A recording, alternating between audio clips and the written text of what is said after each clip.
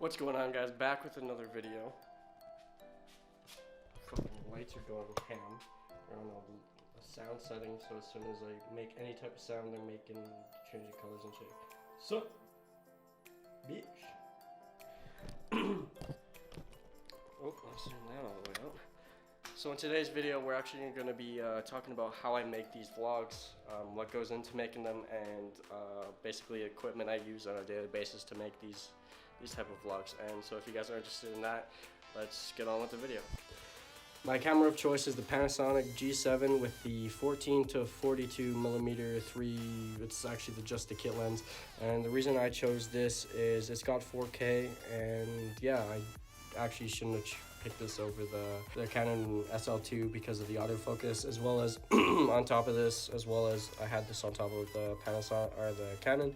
This is the Rode Video Mic Go, and I've got this $40 Gorilla Pod type thing. So if you guys want me to make a video on all my stabilizers, I can actually do that for you. Let's go on to my camera settings.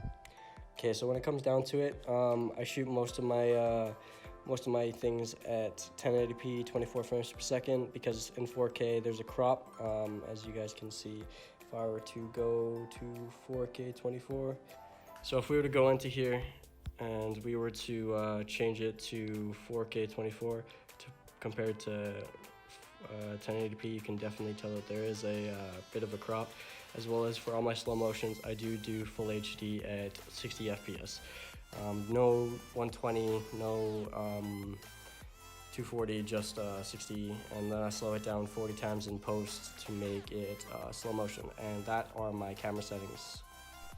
So another thing that I do for my vlogs is I actually put on a flat profile. So for the Panasonic, I use Cine Like D, and I turn down saturation, turn down contrast, and I turn down color tones, so that I'm able to go into post and bring out those contrast and saturation and bring out the colors in color grading. Also, I shoot double the frame rate for shutter speed to get that 180-degree rule, as well as when I'm outside. As you can tell, if we were to look outside, because I'm still shooting at that double frame, it is a bit bright. So with this, as you guys can tell, I can just change this. And so if you guys are wondering what this is, 1 second. This is an ND filter that I bought for the Panasonic or for the Canon, but I ended up putting it in this little lens hood so that you can get that, so I can still get the ND filter in there.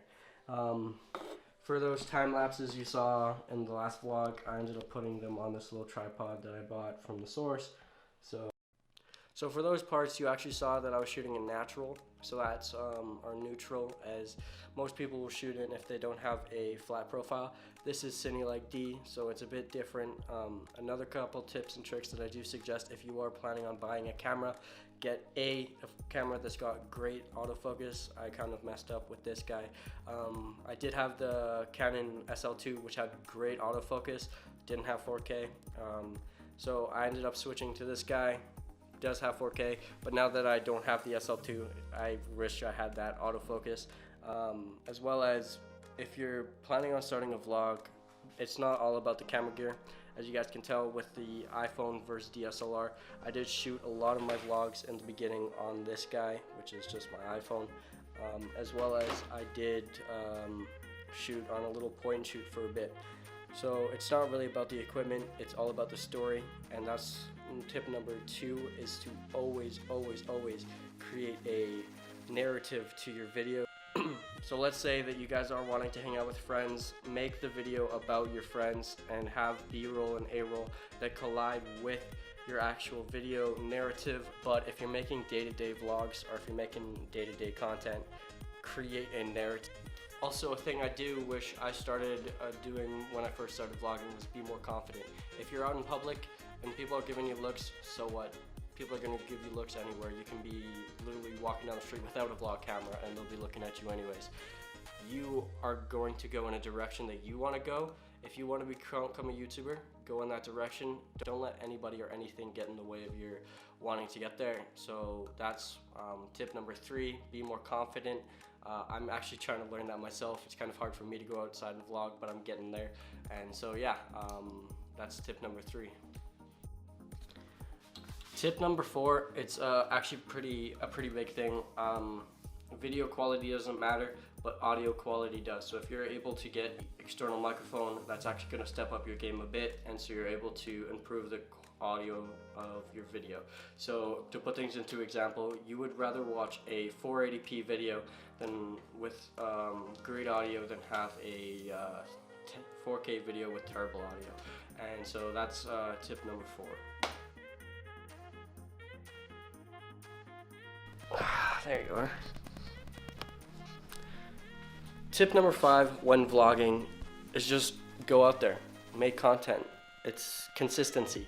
When in this YouTube game, the only thing that's actually going to take you off is being creative, being original, and being consistent. If you're not consistent with content, people are going to be you wanting to, not want to watch your videos, not wanting to go out there because they don't want to wait like 2 months for a video, which is supposed to be like a daily vlog. I could learn that from my experience as well as being original is very huge. You don't want to be like Casey Neistat, even though he makes great content. People are watching Casey Neistat for Casey Neistat. They don't watch you for Casey Neistat. They watch him for Casey Neistat. So that's tip number 5. Tip number 6 is to create B-roll. If it's a time lapse, if it's cinematic shots, do it. Create transitions from clip to clip, from person to person. So for me with Q&A, I did that whole drone shot from me going to Jane's house. It's to imply that I went from here to there. It's just to create a B-roll clip to put those two together.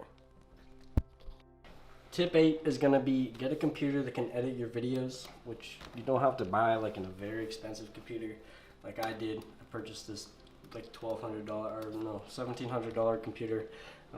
Gets the job done. It edits videos, so that's all I really needed it for.